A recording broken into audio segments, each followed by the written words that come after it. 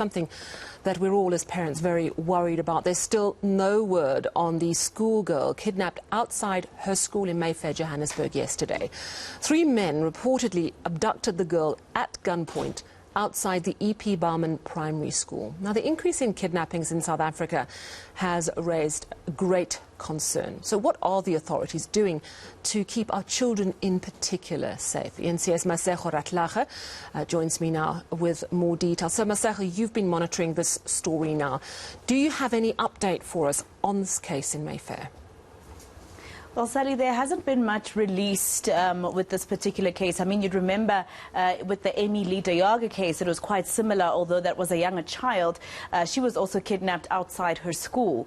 And that family, the Yaga family, actually released photos and were willing to speak to the media, in a desperate attempt to make sure that they got their daughter back. But with this case in particular, I think there's a decision somehow for with authorities being more careful. So we don't have much information. Only that it's an 11-year-old child in Mayfair. The kidnapping happened at around 11 minutes past 7 in the morning, and the pupil was standing in a queue to get sanitized. You know, with COVID-19, the schools do have kids standing outside the gate waiting to get sanitized before entering the premises. So with this particular child, she was kidnapped at gunpoint while waiting in line to get sanitized before actually gaining entry into the school. So there's been a lot of concern about the process of actually eventually allowing the children inside a school with COVID-19 and the rules thereof.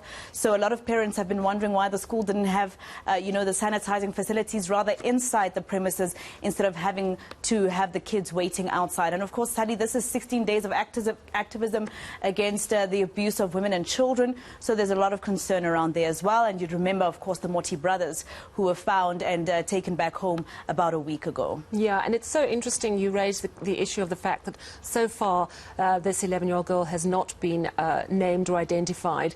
We know that in the case with the Moti brothers, having their picture everywhere actually helped the couple who found them realize very quickly who they were. So it's a very, very tricky and difficult situation to make a decision on, I would imagine, as parents. Now, sadly, though, this kidnapping in Mayfair yesterday, it's not the only kidnapping at a school in Gauteng. There were 2 girls in Mamelodi as well. What is the Gauteng Education Department saying? Well, in fact, Sally, the scary part is that this is the 2nd kidnapping this week. So on the 16th of November, that was on Tuesday in Mamelodi, at a school, Wayville, in Mamelodi. 2 girls, siblings actually, were kidnapped at gunpoint, also outside their school. They were taken to their home by their kidnappers, where the kidnappers actually drugged them first and then told them to go inside their home and steal a few appliances from there and take them outside to the vehicle that was waiting outside of their home, of course, with the kidnappers. They were then dropped off at some mall, but because they were so badly drugged, they couldn't make their way back home, and they ended up passing out in the street somewhere in an open veldt. And luckily, the next day, they were okay enough to go out there and find someone in the public who assisted them to get back home. And this was yesterday. They were able to be reunited with their families yesterday. So there was a 24-hour kidnapping. The police are involved in the investigation thereof. And in terms of the Gauteng Education Department, Sally, they're talking about the same school. They just realized that 2 weeks ago another girl went missing, and with this one it's been 2 weeks, so they're very concerned about that. But here's the department's Steve Mabona talking basically about both these cases, particularly the ones in Waverley in Mamelodi that happened in the past 2 weeks. The girls are scheduled to undergo psychological and medical examination to check for any possible trauma and any harm that might have been caused to the girls, because accordingly they don't remember what might have transpired to them. Meanwhile, the GDE learned late afternoon yesterday, on Wednesday the 17th of November 2021, that another grade 8 girl learner from the same school, that is Hoërskoolstraat President C.R. Swart in Waverley, has allegedly gone missing for the past 2 weeks. It is alleged that the learner went missing 2 weeks ago, that is on Wednesday, the 3rd of November 2021. This matter was reported by the mother after the school contacted her on the 8th of November because they were concerned about the absenteeism, which they have realized.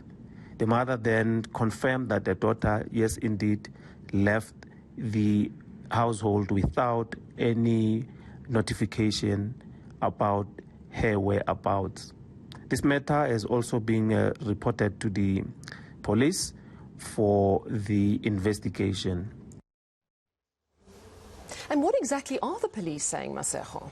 Well, with this particular case, Sally, as you heard from Steve Mabona of the Education Department, saying that the mother of one of those children, the grade 8 pupil that's been missing for 2 weeks, only let the school know when the school was concerned about absenteeism and were calling her 8 days after she was missing. So there's a lot of things that the Provincial Commissioner, Elias Mawela, was telling my colleague earlier on at an operation. Ukaimolao Nkosazana Dambuza was with him, and she spoke to him particularly about kidnappings and whether or not they're concerned.